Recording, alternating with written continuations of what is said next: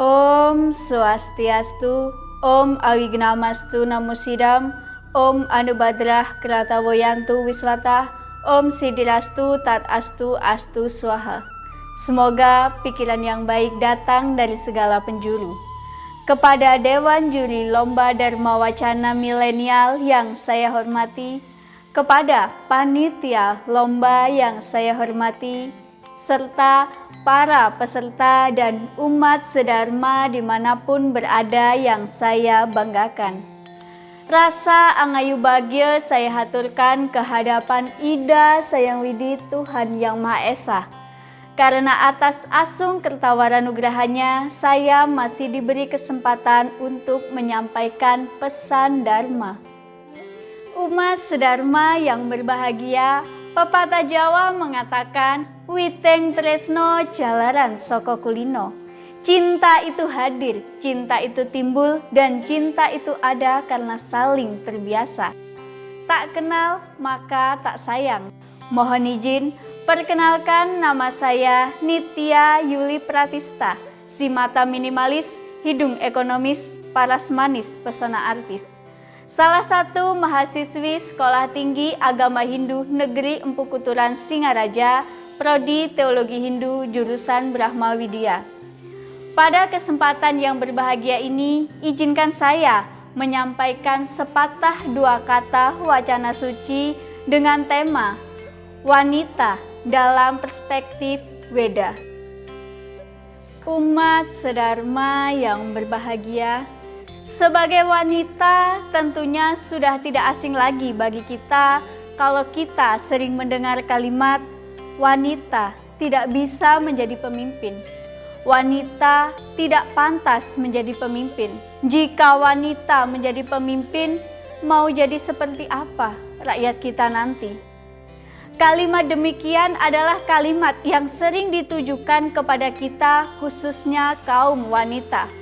Seolah-olah sebagai wanita, kita selalu didoktrin tidak bisa menjadi seperti apa yang kita impikan, layaknya seorang lelaki yang mampu mengambil peran menjadi seorang pemimpin. Padahal, jika kita teliti lebih mendalam, lelaki dan perempuan memiliki kedudukan yang sama. Jika tidak ada kedua belah pihak tersebut, maka tidak akan terlahir pemimpin-pemimpin masa depan bangsa. Namun, yang kerap terjadi belakangan ini adalah kasus pelecehan seksual terhadap wanita. Kekuatan fisik yang dimiliki seorang lelaki yang seharusnya digunakan untuk melindungi wanita, malah kerap digunakan untuk melakukan kekerasan seksual terhadap wanita. Tragis, bukan? Padahal di dalam ajaran agama Hindu, wanita sangat dijunjung tinggi keberadaannya, wanita sangat dihormati, wanita sangat disanjung harga dirinya. Namun, realita berkata sebaliknya. Umat sedharma yang berbahagia, jika kita melihat kembali sejarah masa lalu, dalam kisah Mahabharata, Drupadi sempat ingin dipermalukan oleh Dhritarashtra. Kala itu Dhritarashtra ingin melepas kain yang melekat pada tubuh Drupadi di hadapan para lelaki. Namun, tanpa dipikirkan oleh Dhritarashtra, datanglah Krishna menyelamatkan Drupadi. Hendaknya sebagai lelaki mampu mencontoh sosok Krishna yang sangat menjunjung tinggi harga diri seorang wanita.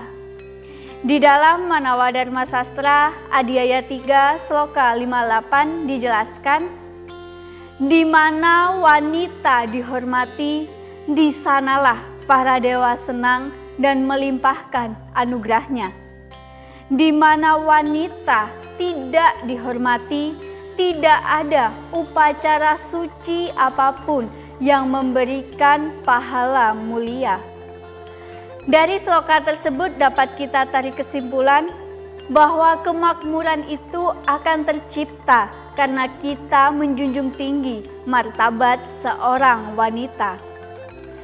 Umat sedharma, Ketika manusia telah memasuki tahap Grihastha, yang menjamin keharmonisan rumah tangga adalah seorang wanita. Memang benar, pemimpin dalam rumah tangga adalah seorang lelaki. Namun, bertahan atau tidaknya secara harmonis rumah tangga tersebut ada di tangan seorang wanita. Yang menyempurnakan agama seorang lelaki adalah wanita yang telah dipilihnya menjadi pendamping hidupnya. Karena sejatinya wanita adalah sakti dari para lelaki. Jika laki belum bisa menjunjung tinggi dan menghormati wanita, maka yang jadi satu pertanyaannya ialah anugerah mana yang ingin didapatkan jika belum bisa menghormati seorang wanita? Umat sedharma yang berbahagia, hendaknya sebagai seorang wanita kita juga harus pandai memilah dan memilih mana yang terbaik untuk kita. Tugas kita sebagai seorang wanita tidak hanya menikah lalu memberikan keturunan, sebab jauh lebih berat kewajiban seorang ibu daripada beratnya bumi. Karenanya patut dihargai beliau dengan sungguh-sungguh tanpa ragu. Demikianlah sepenggal kalimat dari Saras Samuscaya Sloka 240. Jika kita melihat beberapa sastra agama Hindu dan sastra Nusantara, wanita sangat dijunjung tinggi keberadaannya. Maka dari itu, bangkitlah wahai kaum perempuan, dengan segala potensi dan kemampuan yang ada di dalam diri kita. Jadilah Kartini yang sesungguhnya. Perempuan yang berani mengambil resiko tinggi dalam hidupnya sesungguhnya tidak untuk bersaing dengan lelaki, melainkan untuk membangun jiwa optimis kepada semua manusia agar terus bergerak dan berdampak untuk menciptakan perubahan di negara kita. Dan kepada masyarakat, berhentilah menilai dari jenis kelaminnya, melainkan dari peran dan kemampuannya. Wanita mampu menjadi multiperan tanpa harus merendahkan kedudukan seorang lelaki. Bangkitlah wahai kaum perempuan, jadilah Kartini di masa kini. Keutamaan seorang wanita tidak hanya terletak pada kecantikannya saja, melainkan dari perannya dan kemampuannya yang mampu menciptakan perubahan Indonesia maju. Di balik keterbatasan dan kekurangan yang kita miliki sebagai seorang wanita, percayalah, ada suatu mahakarya yang luar biasa ketika kita mampu menciptakan perubahan dan menjadi Kartini yang sesungguhnya tanpa harus ragu ketika kita dipandang rendah dan dipandang remeh oleh masyarakat. Umat sedharma yang berbahagia, singkat wacana yang saya berikan tadi tidak ada sedikit pun maksud untuk menggurui umat sedharma dimanapun berada. Saya hanya berbagi sedikit pengetahuan yang saya miliki, itu pun pengetahuan yang sangat terbatas. Jangan dilihat siapa yang berbicara, tetapi dengarkan apa yang dibicarakan. Sebagai wanita, beranilah kita untuk melangkah ke depan. Jangan hanya berhenti di satu titik karena penilaian masyarakat.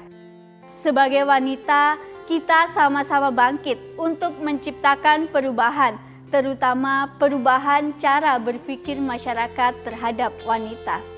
Kekali orang beli ikan kakap bergaya dengan mobil apipi. Kurang lebih saya mohon maaf. Saya akhiri dengan puja para Masanti. Om Santi Santi Santi Om.